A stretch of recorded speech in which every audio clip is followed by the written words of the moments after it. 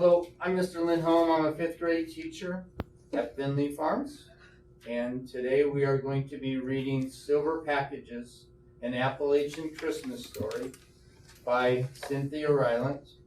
The paintings by Chris K. Spillane. Okay. As the train comes through Appalachia every year in Christmas time, and though it doesn't have antlers, nor does a man stand on a rear platform have a long white beard, it may as well be Santa Claus and his sleigh for all the excitement it stirs up. People call it the Christmas train, and it has been coming to them for years. Each new child born in the Appalachian Mountains learns to walk, talk, and to wait for the Christmas train. It is everyone's delight.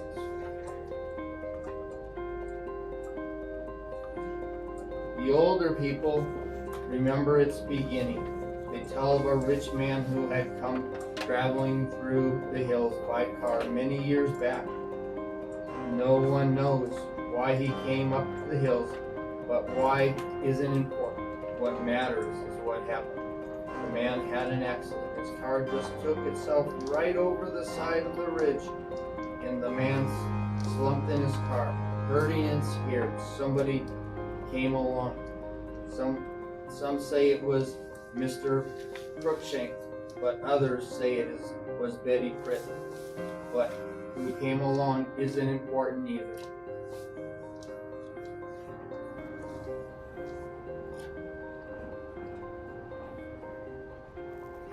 Whoever it was pulled that rich man out of the car and took him to a house in the hills where he was nursed and cared for until he could make it out on his own. When we left, the rich man tried to give money to the people who had helped him, but they would not accept it. So the rich man left the mountain feeling he owed a great debt. For all the remaining years of his life, he had been repaying this debt. From the caboose of a Christmas train, he brings into the hills each December. On the 23rd, everyone knows it. The train will slowly wind up and around the mountains, and on the platform of its caboose will stand a rich man in a blue wool coat. He will toss a sparkling silver package into the hands of each child who waits beside the track. And for some, it'll be the only present they receive, so the train is awfully good.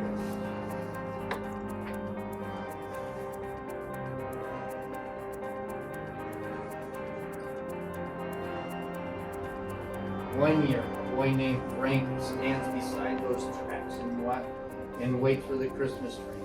It is very cold, and lots of snow has come down the night before. Frankie's shoes are thin and his feet hurt badly from the cold, but determined to wait, even if his feet and all the rest of him become ice.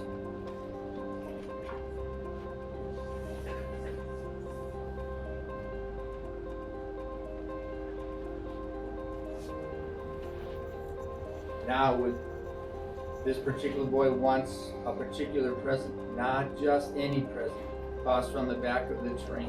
A particular present, a doctor's kit. He has been waiting for it besides the track. The train comes through finally, noisily and steaming and scary.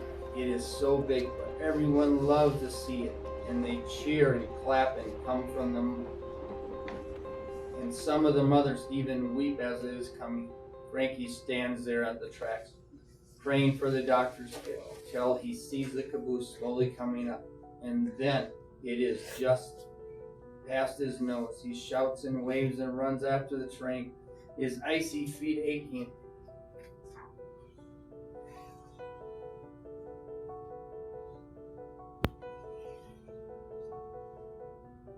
From the rear platform, the rich man in the wool coat sees him. "Merry Christmas," he calls, and he tosses into Frankie's hands a sparkling silver package. Frankie stops running. He's out of breath, so he can't yell a thank you. He can only hold tight to his gift and wave to the man, and the train disappears into the mountains.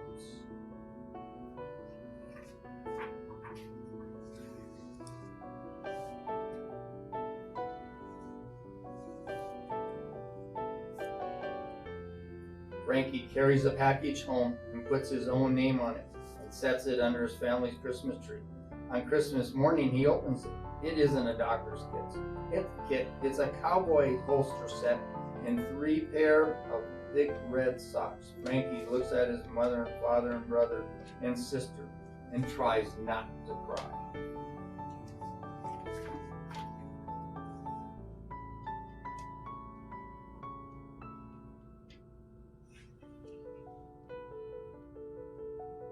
He wears the socks all winter and plays with the cowboy set all year, but he dreams of a doctor's kit.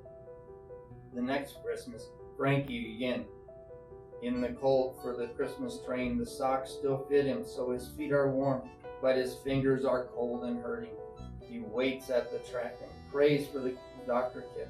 The train comes. The rich man tosses the silver package.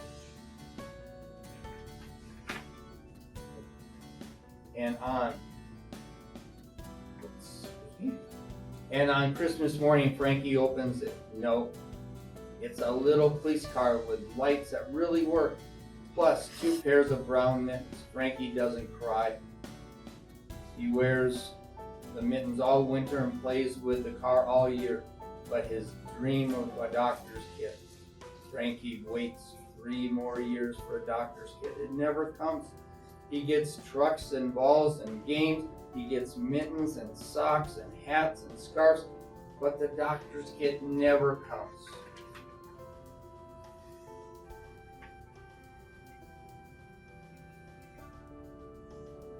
When Frankie grows up, he moves away out of the hills.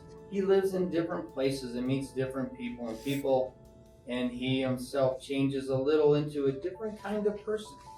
But deep in him, never changing, are the memories. And what he remembers most about being a boy in the hills is that just when it seemed his feet would freeze like the snow, a man in a train had brought socks. Just when it seemed his fingers were hardening into ice, the man had brought mittens.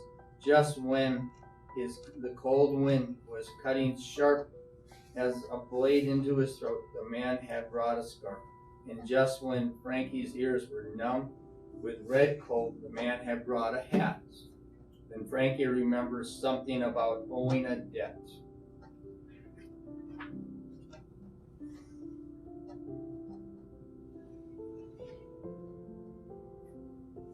So the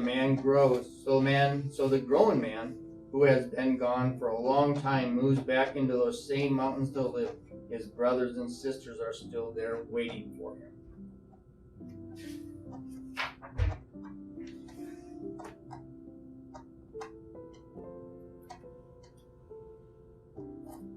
He returns to the hills where he grew up, growing up. And that winter, near Christmas, he stands at the tracks, waiting for the children, watching the children wait for the train.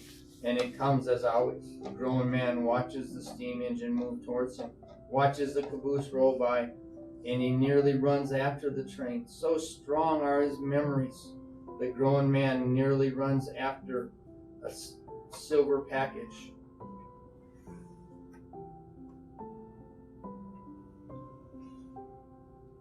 But instead, he watches the little girl chase the caboose. Watches a man in a wool coat toss her a sparkling silver package. Watches the gift land near the little girl's feet. Watches her run so fast that she trips on the silver package. Watches her fall hard on the ground. The grown man does not run now, but not far from the train. The grown man does run now, but not far from the train. Not for a rich man in a wool coat, for a little girl.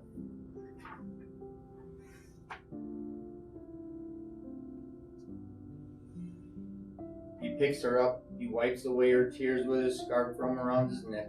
He smiles at her. "It's okay, little one," he says easily. The train is disappearing into the streets. He had meant to wave to the rich man, but there wasn't time.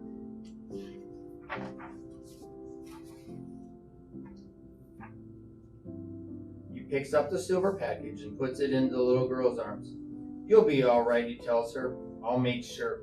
He pulls open his kit to look for her a Band-Aid. My name's Frankie Smiles. I am a doctor. Merry Christmas to everyone. Truly a great book. Has the great inspirational story. Thank you.